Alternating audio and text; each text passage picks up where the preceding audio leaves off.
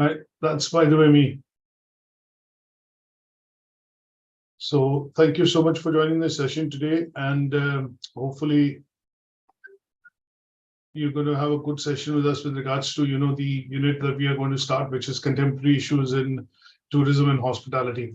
Now, what I normally do is before I start the unit, I would give you a bit of a quick background in terms of understanding what is the context of this unit, why are we looking at studying this unit, and then how are we going to cover it. So just a bit of a brief introduction on the unit in terms of the context and why is it important for us to study with regards to travel, tourism, and hospitality.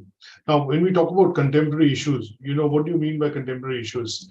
There are a couple of issues which basically are relevant to current status of where we are in terms of, for example, we might say 2023. So we are in 2023. What are the main issues affecting, travel, tourism, and the hospitality industry? So when we talk about contemporary issues in general, what we are looking at is talking about current events, problems, issues that are facing the travel and tourism sector in particular. So that is where the word contemporary issues essentially, comes in.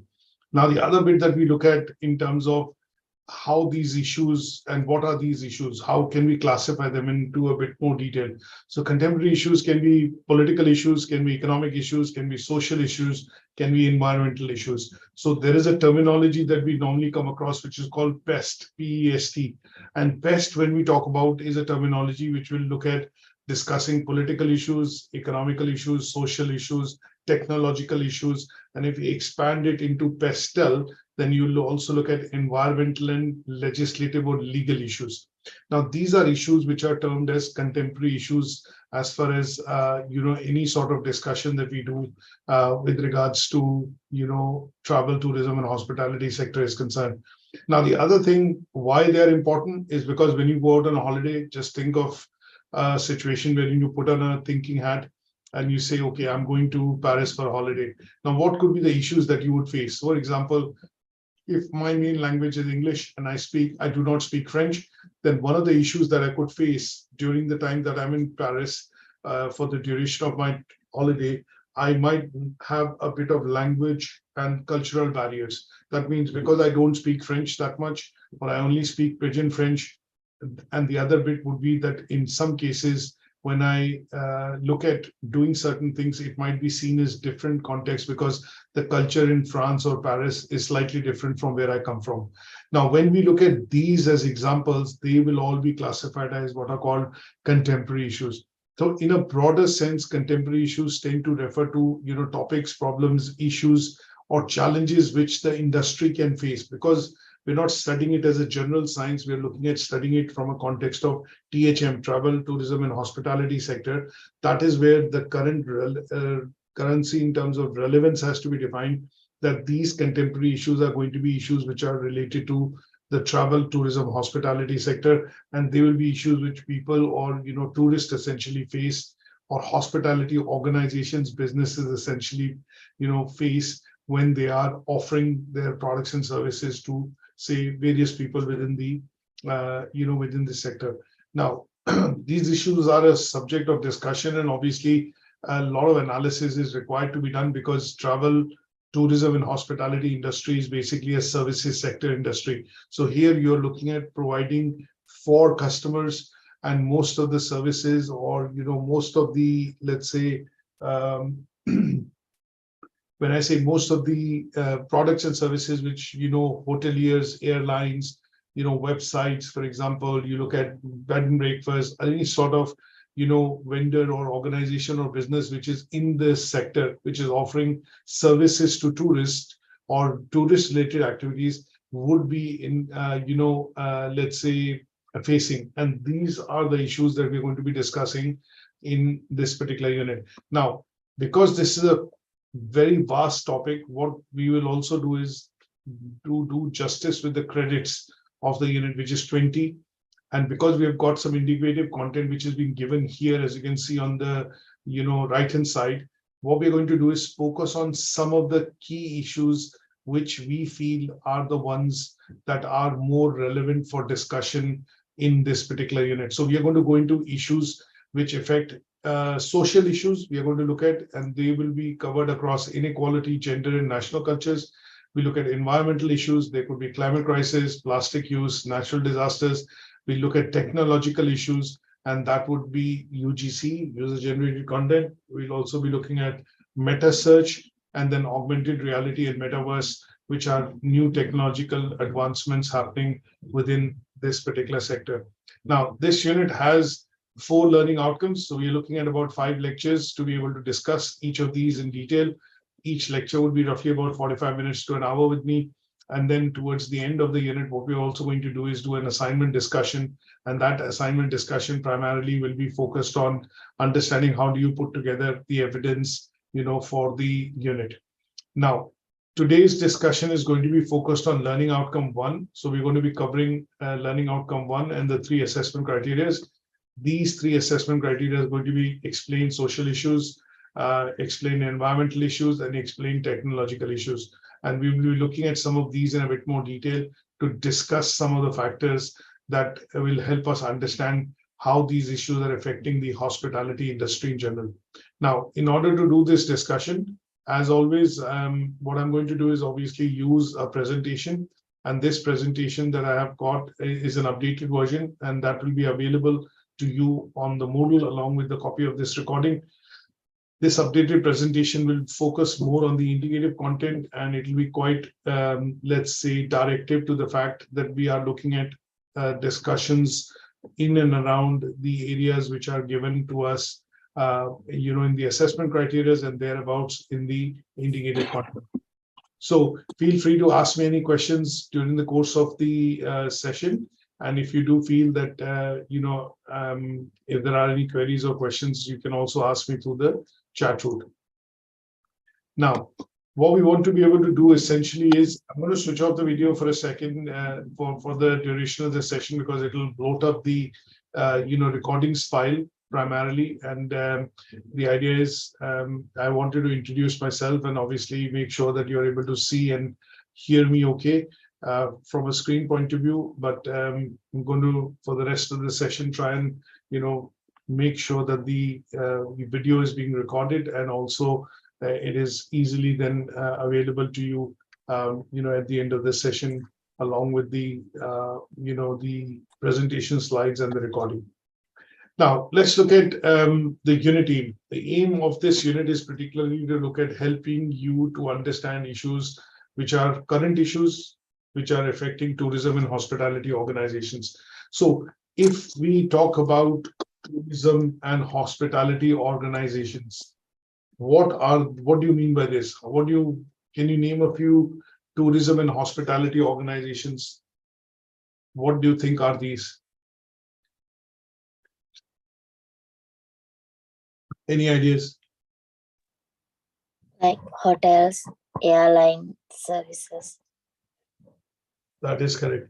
So when we look at hotels, airlines, and services, we are definitely talking about different types of organizations. So typically in this area, what you rightly said is hotels is one type of organizations, airline is one type of organizations, tour operators are one type of organizations.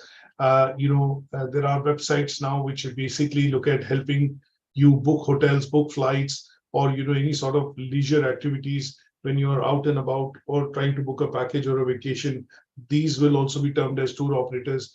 There are going to be some chartered bodies or regulatory organizations like Department of Tourism under various governments. You'll have World Tourism Organization. They would be organizations under this.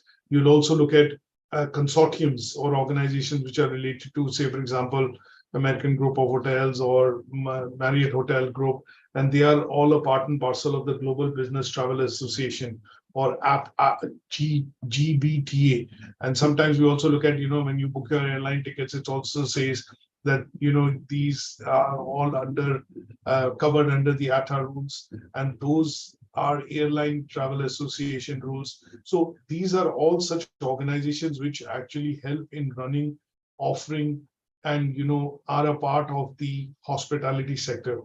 Now, when we look at getting into understanding of the contemporary issues, what kind of issues or problems can these organizations essentially face? So there are three broad areas. One is social issues.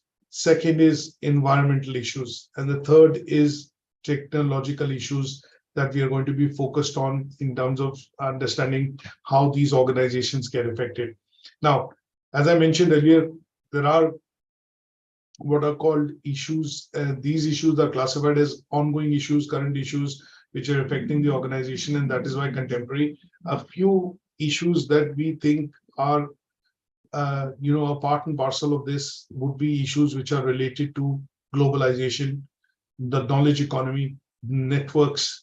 Today, when we talk about in terms of global consortium of networks of organizations, we talk about small businesses, human resources, and these are also classed as major issues which not just hospitality sector but other sectors are also facing when they look at, say, for example, day-to-day transactions and problems that they are facing on a daily, weekly, monthly, annual basis. Now, why do we say, for example, human resources is a problem? Because of economic migration nowadays, what tends to happen is that sometimes you find it very difficult in this sector, hospitality sector, to retain individuals. There is a lot of churn in the hospitality industry because the work is quite stressful, it is quite repetitive, it is a fast-paced environment. And what we generally see is people work in this sector for 1 year, 2 years, 3 years, 4 years. If they don't progress, if they are not making progress in terms of money and their job career, they tend to leave this particular sector and go elsewhere by using the skills that they've developed here on customer service. So that is where human resources tends to be a big issue as far as hospitality sector is concerned. If you speak to the HR manager of a hotel or for example, an organization within this sector, they have the highest churn or the turnover of the employees in their organization. You generally see people at the front desk, reception, administration, operation, backend, laundry. These people keep, they don't work in the jobs for long. And this is as per research, which I'm quoting, that on an average, the hospitality sector spends £3,370 per employee training per year. And if the employee ends up leaving in 1 year, 2 years, look at the amount of resource wastage, money wastage, which tends to happen because that employee which has received the training has actually left the organization within a year. So this is the sector in which highest amount of money is spent on training, because this sector is associated with providing customer service. So this is one of the biggest issues, which is employment or employee churn in terms of turnover. Is one of the biggest contemporary issues in this particular sector. Now, when we look at globalization, prices, and because there are services which operators are able to advertise cross borders without any issues, without any hindrances in terms of legislation or regulation, that is where what is happening is that this industry is being also affected by globalization. Price sensitivity vis-a-vis globalization is becoming quite important. So when you try and buy and book an airline ticket, say, for example, with Emirates, Lufthansa, or say Air France, what you do is, if you're traveling from Paris to London, or if you're traveling from Paris to, for example, Manila, you would want to look at the cheapest possible prices that you can get across airlines. So here, because airlines are now able to advertise fares and seats capacity and flight data and flight routes online, most customers generally try and go and look for these deals on the company website. But over the years, what we've seen is that there are lots of middle operators or market operators which have cropped up, and they allow you to actually search for packages or flight options, and thereby shaving off, let's say, or giving you attractive prices, wherein they shave off some of the profits which the companies are trying to make, and that is an issue which affects these companies or these organizations operating in this sector, and this is because of globalization. So sale of these tickets is not restricted to one location. They can be sold from multiple places, and obviously this means that you have to be competitive in the market to be able to get business. So these are some of the broader issues that you're going to see that organizations in this particular sector face. Now, if we go back to looking at some of the major issues which the industry is facing this year, although 2023 is almost up, we are almost in the end of September. But if you still look at what are the major issues which this industry is facing, one of the things that I would put it this way is that the COVID-19 pandemic actually brought this sector to a total standstill. There were no flights. There were obviously this sector took a lot of beating in the sense that the business literally went to zero. There were restrictions on movements, lockdowns, and as a result, the tourism and hospitality sector, any such organization in this sector, hotels, airlines, tour operators, they all suffered heavily. And after, what they did was when they had to look at because the business was going down or literally coming to a standstill, a lot of these organizations actually made redundancies. And what happened was when we started to come out of the pandemic, there was a mad rush to recruit people, and there was a shortage of lot of these organizations had massive shortages of employees because they had laid the employees off or done away with employees due to redundancies during the time of COVID. So COVID-19 as a pandemic not just affected one country or one particular city, it affected all such organizations in this sector globally.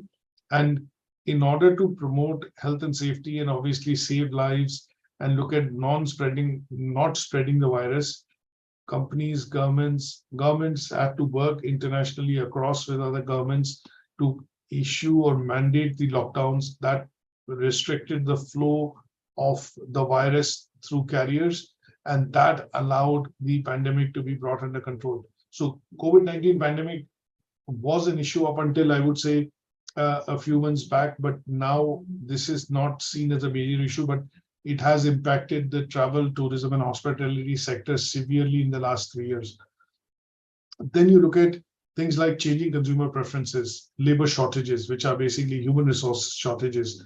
You look at changing government regulation on climate change, greenhouse gas emissions, putting in of more taxes or tariffs on, fuel emissions from the airlines. These are all changes which are affecting, the tourism and hospitality sector in 2023. Obviously, the Glasgow summit, which happened in 2022, and you look at the Paris climate change, which happened in 2018 or 19. I think what you generally get to see is that the governments and countries around the globe have become conscious that they need to reduce carbon emissions. Otherwise, there is a 1.5 degree rise in temperature, which is going to happen, and that is going to lead to melting of glaciers in Antarctica, Greenland, and Arctic. And that would mean that the sea levels could rise by 0.5 meter, and that would mean a lot of islands or countries which are, let's say, tourism paradises like Maldives, Mole. You look at Vanuatu, you look at Caribbean, some of the other places in general, which are just 4 or 5 meters above sea level, they will go underwater, and obviously it will lead to a large-scale disruption in their economies, and obviously affect, thousands and millions of people worldwide. So climate change is one of the major issues which, this industry is looking at grappling with, and these are some of the main issues in 2023 which you should be aware of, are covered under what are called contemporary issues as far as the tourism and hospitality sector is concerned. Is that okay?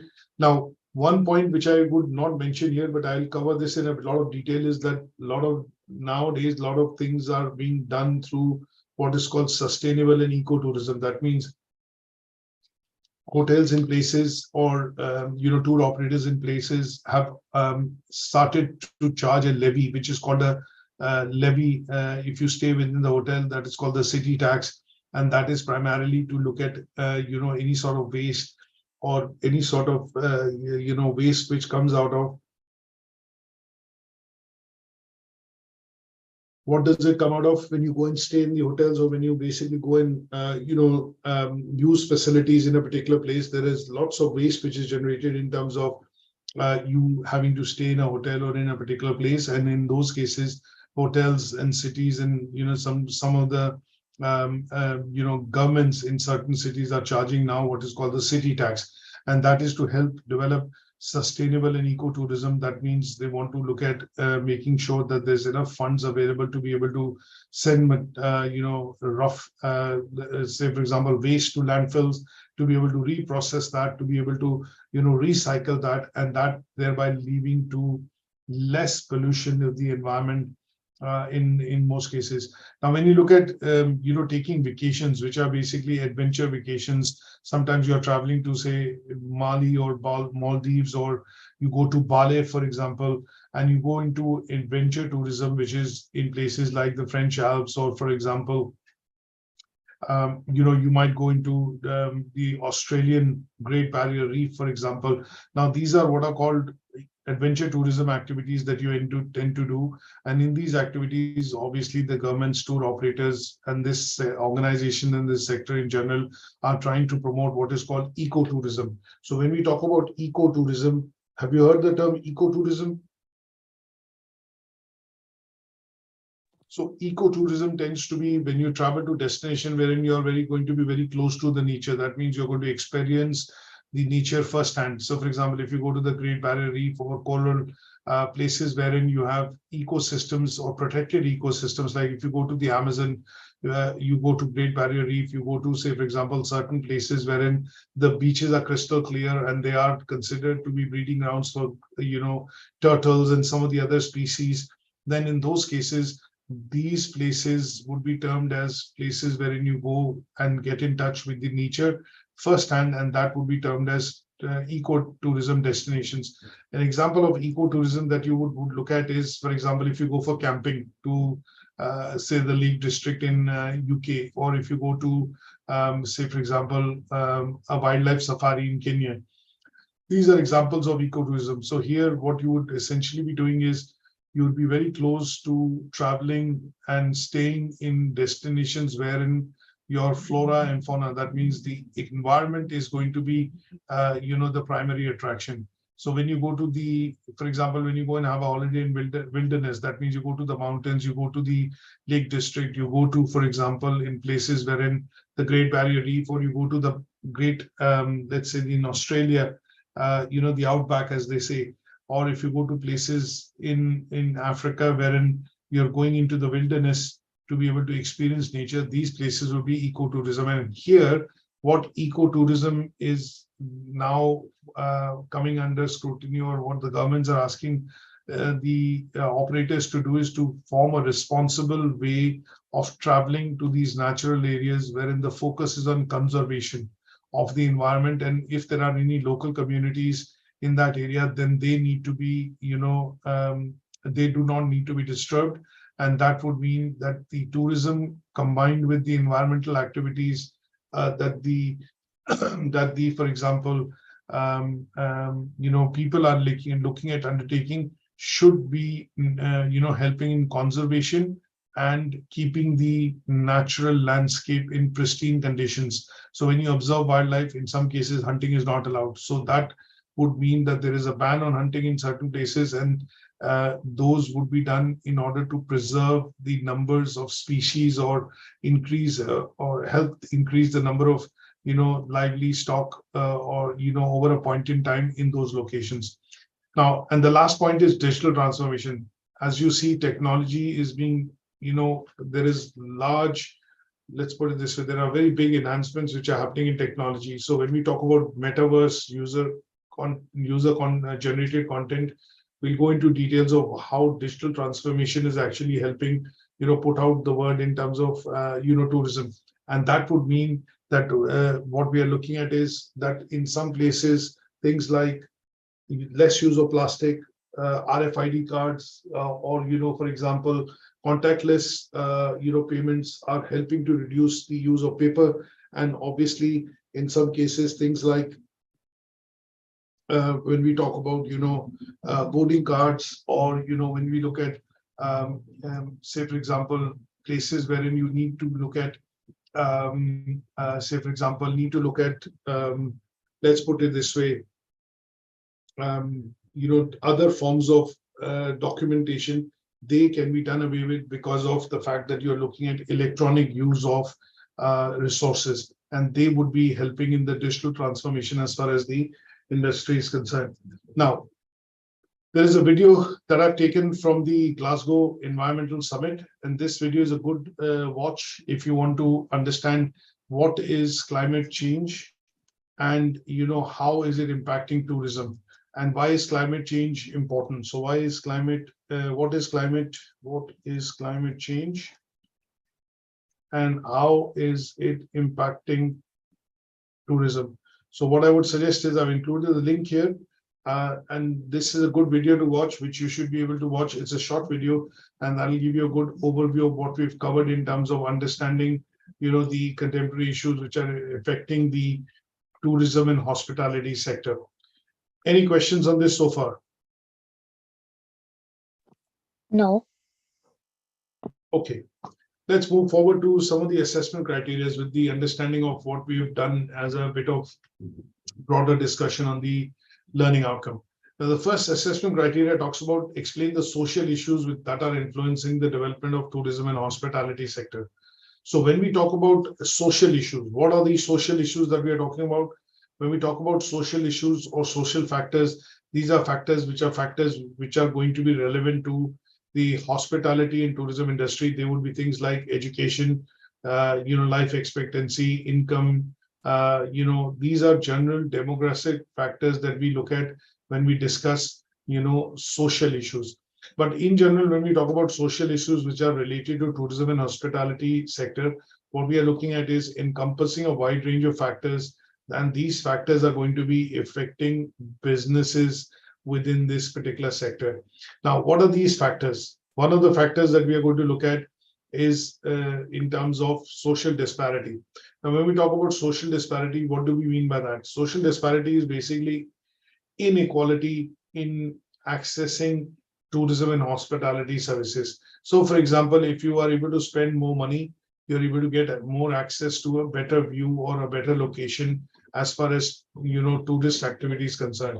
So sometimes when you go to large theme parks, or just to give you a very brief example, sometimes when you go to theme parks or some of the destinations wherein you are looking at enjoying and relaxing holiday, what tends to happen is a lot of additional add-ons tend to be added to the package, which would be on an additional price. So an example here would be that if you book a package, for example, going to the Lake District, there might be a standard package of £400 per person for 3 days, and that would be inclusive of certain things. But if you have more access to money because of your let's say your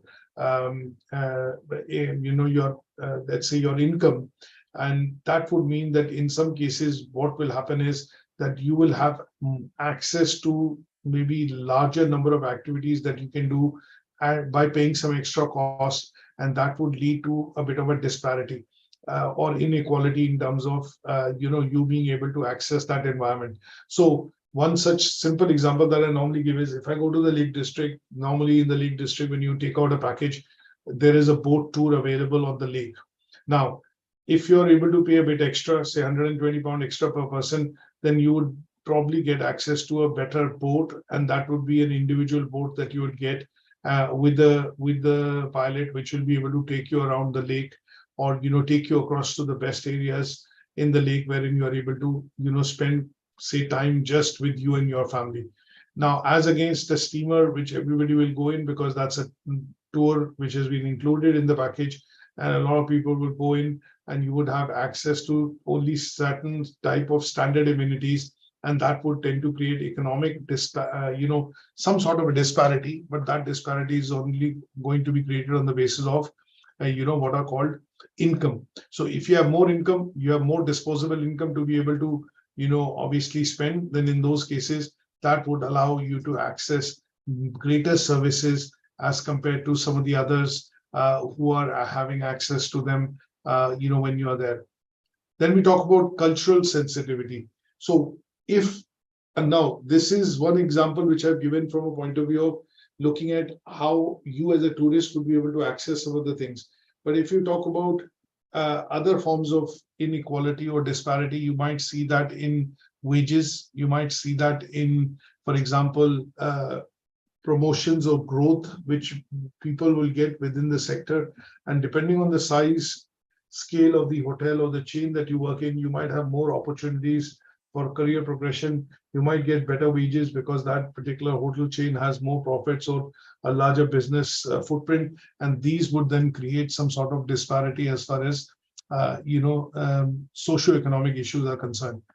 Now, when we talk about cultural sensitivity, when we look at cultural sensitivity, we are basically looking at referring to things which are related to, let's put it this way, things like the culture of a location, local customs and traditions. And if you are not able to follow these local customs and traditions, then it can lead to what are called clashes or negative, social impact. And they can also be, affecting people and the organizations within this sector. Now, what could be, say, for example, some of the, let's put it this way, social issues. Social issues could be inequality. One of the ones that we want to look at is inequality relating to salary or job, or, for example, inequality related to growth and sustainability. Cultural sensitivity would be things which are related to how you are going to be seen as adapting to, say, a particular let's say workplace culture, and in some cases within the organization, and that would be cultural sensitivity. There will be, if you're able to observe local customs, if you're able to understand what are the local traditions, and then work your way around it. In some cases, sometimes people cannot, and that would be cultural sensitivity. Now, one such example of that I will give you is that, assuming if you come from a certain culture and you are vegan, and then you are a part and parcel wherein you get food and other sets of facilities within the organization when you're working for a hotelier, or, say, for example, for a bed and breakfast. But there is, in this case, for example, very little options available to vegan as a vegan menu. Then in those cases, what is happening is that the hotel might not be observing cultural sensitivities. So here, things like local custom preferences, local customs, and preferences of individuals need to be taken into account as far as dealing with this is concerned. And this can sometimes become a big issue in terms of hospitality and tourism sector.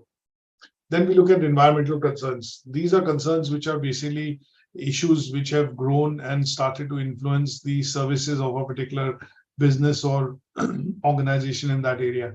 Now, sometimes you see travelers, increasingly sometimes demand eco-friendly options. Things, for example, they would be looking at asking for, say, for example, disposable, sort of, let's say, cutlery. In some cases, the hotels might be under compulsion that linen or in the rooms is generally changed once in 3 days. Say, for example, cleaning of some of the utilities and other toiletries might only be done once or twice during the course of your stay. So in those cases, this can be looking at reducing, for example, water usage in terms of water usage because of laundry or excessive laundry being used, and reused for the purposes of dry cleaning and then bringing it back into circulation. And these issues would be environmental issues because they will be used to reduce the impact of, say, carbon house gas emissions or use of electricity, and they would be concerns, which are covered under environmental issues. Now, we could also have, for example, things which are related to technological and social media. And these could be platforms which could, say, for example, you look at when you go to a particular location, you have a good experience, you leave a review or a positive review on, say, for example, certain sites. And in some cases, if you leave a negative review, you would generally see that how critical it becomes when the hotel or the customer services staffs get in touch with you straight away to say, can you retract that particular review, or can you rewrite that review and we'll offer you some discount, or we'll offer you a free holiday, or something of that sort. So when you look at technology today, that is helping the consumer to be able to check all areas wherein they get, or for example, they are liable to get poor service, but using social media and technological advancements, what you're able to do is immediately affect the outcome by, say for example, a simple technique by writing a review, or in some cases writing or providing feedback when some, say for example, if you are checked into a hotel and you're checking out, the person at the reception would serve you a questionnaire to say, how was your stay, or could you give us some feedback regarding your stay? And if that feedback as a process you want to be critical on, you could be critical on that particular process, and that would then be fed back into the system to make improvements. And this would be looking at both the sides of the coin. That means technology coming to the rescue to be able to capture that feedback, on which improvements or changes have to be done. And on the other hand, if the customer is getting the wrong end of the stick, then using social media and technology, they are able to raise the voice by placing comments or reviews, and that allows companies to then look for and pick up and obviously look for change. And in those cases, you're going to be seeing that technological and social media issues could also be influencing the tourism and hospitality sector. Any questions on this? No. Let's look at going to the second assessment criteria, which talks about environmental issues that we want to discuss. Now, we know what are the general environmental issues which are currently affecting, most places in tourism sector. So when we talk about environmental issues, most places are currently getting affected by climate change, which is primarily, abnormality in weather patterns. For example, excessive rain, flooding, more, let's say, higher temperatures in cities, which typically do not see temperatures more than, 20 to 23, 24 degrees, but we see, temperatures rising globally. We look at waste generation, which is happening, a lot of material being sent to landfills, and waste generation is, waste is generally, accumulation of waste is happening because of tourist activity. And then we also look at resource depletion. A lot of resources are being used essentially to serve the needs and wants of the tourists, needs and wants of customers as tourists. And in this case, depletion of resources is also happening in terms of water, energy. There's strain on local resources. For example, if you're traveling and you're going on a safari, staying outdoors could mean that some part of the land is being reclaimed, or is being cleaned, cleared up of trees and other local flora and fauna to make way for, or make provision for hotels or resorts or cabins. And this is leading to what is called natural resources depletion in certain areas. And then we talk about biodiversity loss. These are broader points which are essentially affecting as environmental issues affecting tourism and hospitality sector.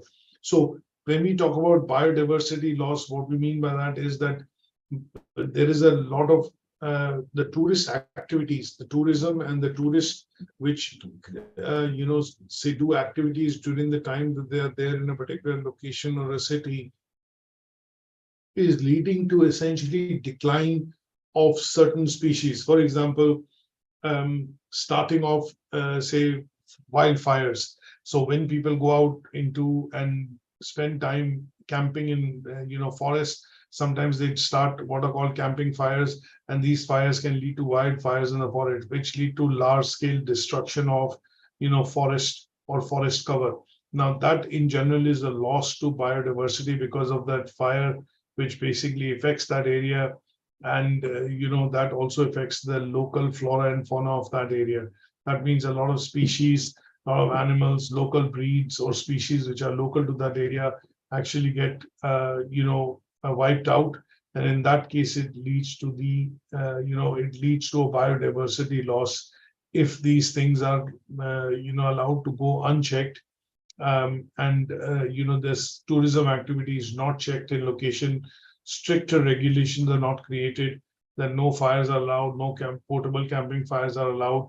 And if they are to be done, they have to be done with supervision or in a particular area thereby restricting the loss of biodiversity which can happen because of say for example disasters like wildfires.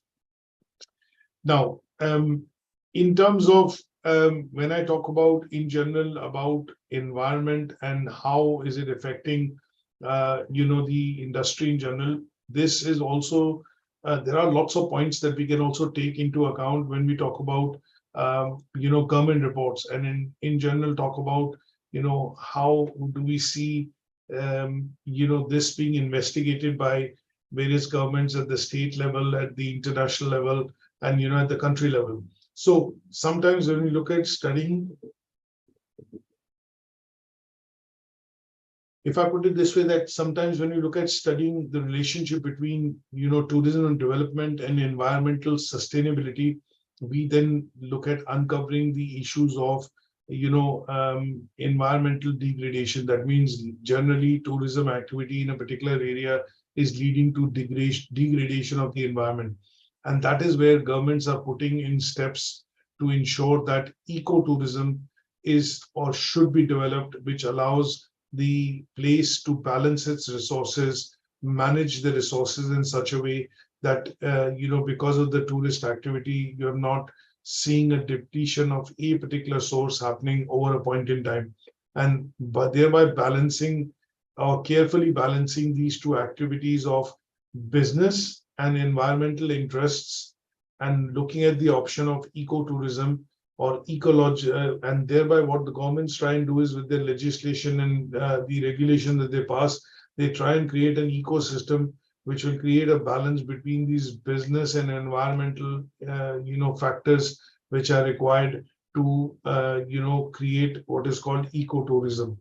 So there are plenty of reports which are available essentially, and it talks about how the environmental side of things can impact tourism activity in a particular area, and they tend to be generally related to depletion of natural resources, pollution by being caused by excessive tourism in a particular area, and that pollution could be air pollution, noise pollution, and then in some cases even littering. That means when you go to a particular country, or when you go out for a particular tourism activity like vacation, what you're going to do is obviously also contribute to any sort of waste and littering which could happen in the streets. So there are countries like Singapore which basically impose heavy or hefty fines on tourists if they are found to be littering or contributing to waste,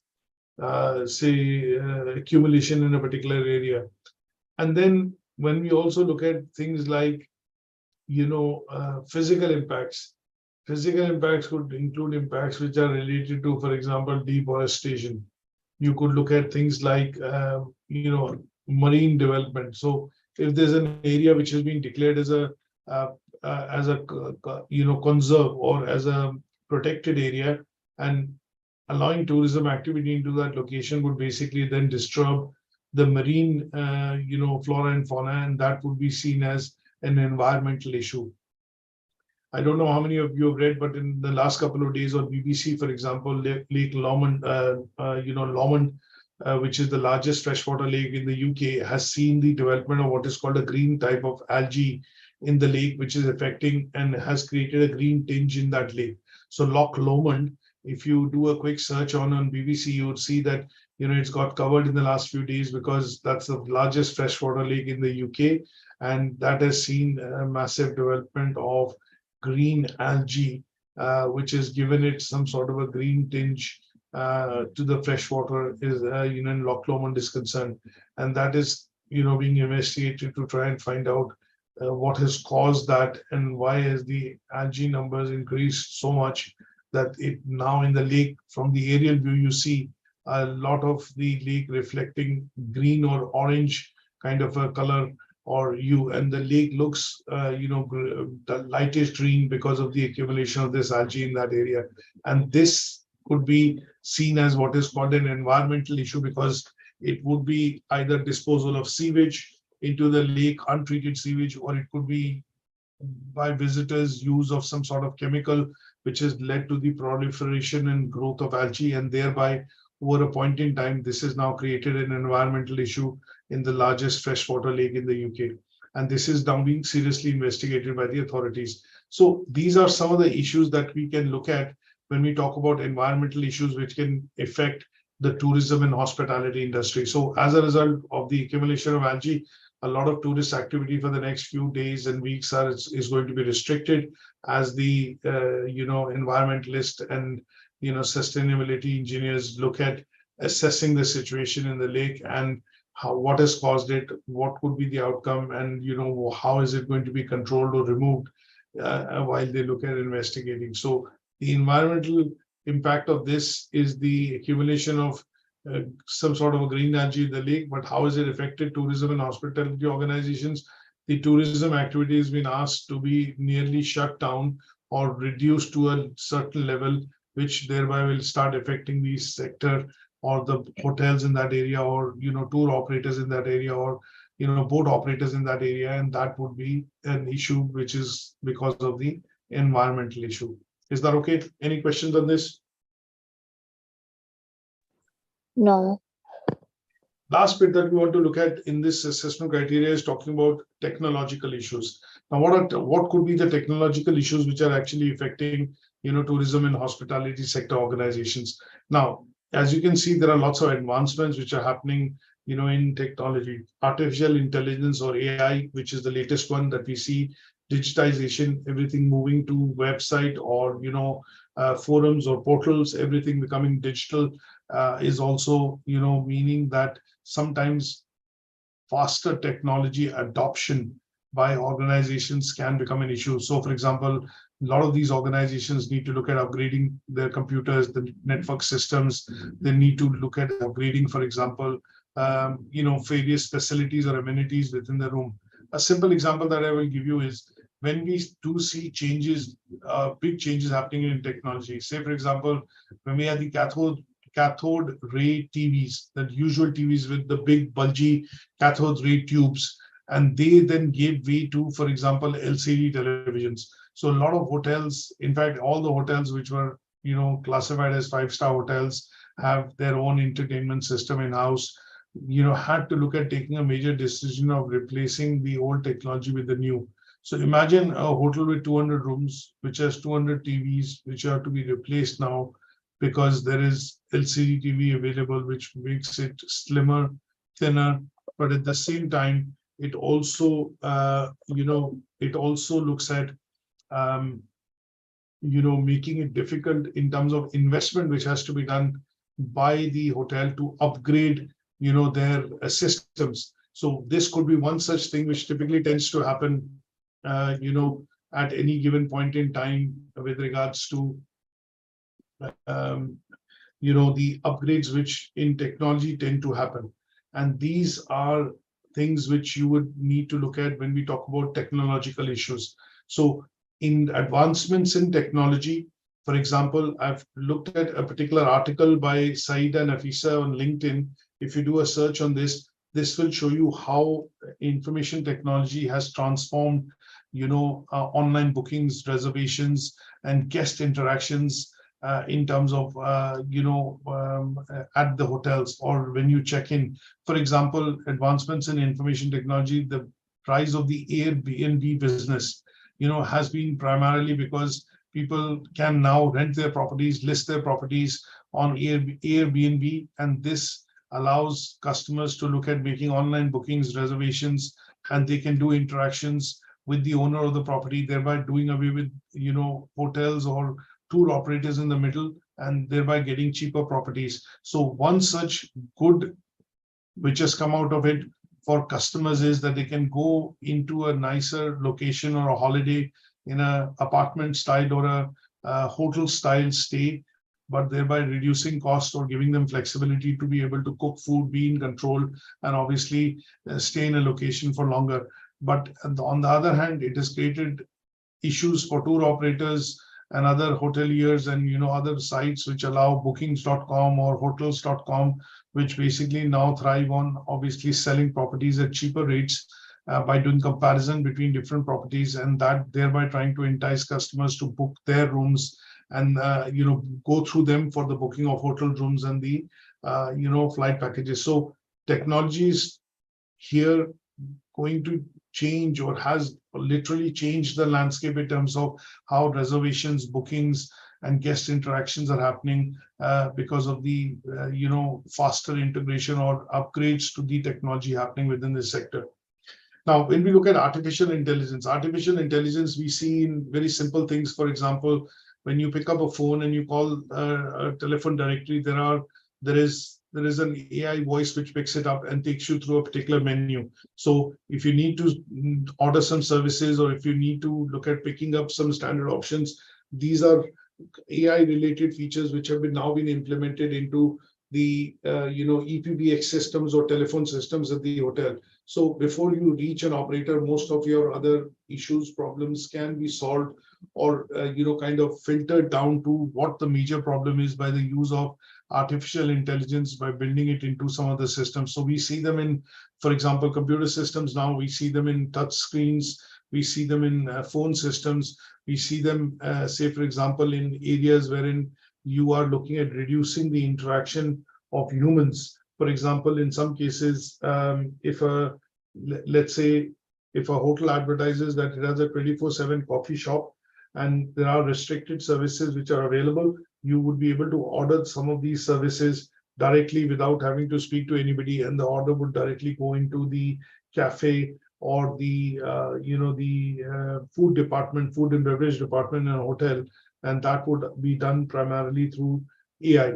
Now, how would that happen? They might employ this particular software during out of hours, for example, within the working hours of 6 a.m. to say midnight, these would be available. But if you are in a 5-star hotel which advertises a 24/7 coffee shop or a restaurant, some of these can directly then be done away with by placing orders through the route of your in-television entertainment system in the room, and the order straight away goes to the F&B department. From there, it gets delivered to you by one of the porters in your room, and that is the use of AI. Now we talk about digitization and the influences of digitization. What I would primarily do in some cases is look at providing 1 or 2 examples of case studies wherein you can study them to understand how digitization is changing the way tourism and hospitality sector works. So in this case, we are looking at, for example, mobile check-ins. You get to see that you are able to get your boarding cards or boarding passes on your apps on your phone for the airlines. You're able to check in and do bookings through various devices like the smartphone, the tablet. And these services, in some cases, when you go into a hotel nowadays, they ask you to download an app, and that app does not, does away with the use of the RFID reader, which is required to get to your rooms and open your rooms. So all you do is have the app on your phone, and you scan the barcode and you show it in front of the door, and the door unlocks. So some of these features which are doing away with the usual let's say things which were used in the sector, for example, the RFID cards. Now when you check out at the reception or the person or the concierge which is dealing with you would essentially ask you, would you want your receipts to be emailed to you, or would you want them in printed format? And most customers would say, no, you can email them to me as long as I get an email copy. And you would generally see that these this makes the transaction quicker. This uses less paper, is friendlier to the environment, but at the same time also keeps these records electronically, which can be retrieved quite quickly, rather than having the printed records and then have them scanned and stored on the server. And that is the whole essence of digitization, which is happening, with regards to, say, for example, in this particular sector. So I think what we are looking at in general is that we are going to, use technology more often in terms of, doing certain manual, repetitive things, and that is going to be looking at creating an issue. How would that be an issue? The issue is that it will lead to replacement of, say, for example, people in some places. That means some of the jobs might become defunct. they might not be, no longer there in the future.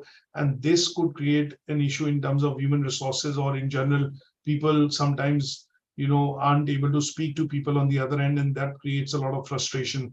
And that could become a technological issue at some stage. And these things which businesses are currently grappling with in order to keep being profitable, but at the same time also reduce the use of certain, let's say, repetitive and monotonous processes by employing technology can be an issue at some stage in larger organizations, wherein the management would decide that, okay, we need to do away with this, or we need to do away with this so many people, because that is these functions can then be easily taken over by technology or technological products. And that would mean that it could create an issue as far as the employability is concerned within that sector. Is that okay? Any questions on this so far? No. Okay, so now what we want to be able to do is, so we come to the end of the first learning outcome, and what I'm going to do is to discuss each of these issues in particular. I'm going to, one, upload the copy of this presentation so that you have it. The second thing that I'm going to do is primarily ensure that you get to read a particular case study for each of these three issues that we have discussed: social issues, environmental issues, and technological issues. And thereby you understand how these issues can influence, the working of organizations within the tourism and hospitality sector. Is that okay? So I'll drop you a quick text message on WhatsApp. Once I've uploaded this, it will take probably an hour or so. But once that has been uploaded, that should be available, and then drop a message in the group chat. And then we'll meet up tomorrow to discuss learning outcome 2. Same time tomorrow at 11 o'clock. Is that okay? Yeah. Good stuff. Thank you so much for attending, and I'll speak to you tomorrow. If you have any questions or queries, then feel free to drop it on the WhatsApp chat / email, whichever is convenient, and then we'll meet up tomorrow at 11 a.m. for the discussion on learning outcome 2.